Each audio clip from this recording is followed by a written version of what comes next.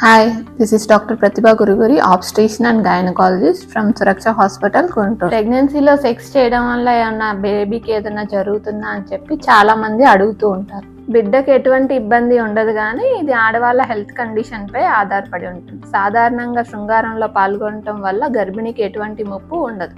ఇంకో విషయం ఏంటంటే, ప్రెగ్నెన్సీలో శృంగారంలో పాల్గొనడం వల్ల ఇంకా కొన్ని ప్రయోజనాలు కూడా ఉన్నాయి. గుండె ఆరోగ్యం మెరుగుపడటం, ఇంకొకటి ఏంటంటే పెల్విక్ కండరాలు గట్టిపడతాయి. దానివల్ల డెలివరీ సమయంలో వాటి మీద స్ట్రెస్ అనేది తగ్గుతుంది. ఇంకోటి, సెక్స్ ద్వారా బాడీలో ఉండే స్ట్రెస్ లెవెల్స్ తగ్గి ఎమోషనల్ వెల్బీయింగ్ అనేది పెరుగుతుంది. అలానే ఇది ఒక ఉద్యమంలా చేయకండి. మీ పార్ట్నర్కి ఇబ్బంది కలిగించినంత వరకు మీరు దీన్ని ఆరాంగా ఎంజాయ్ చేయొచ్చు.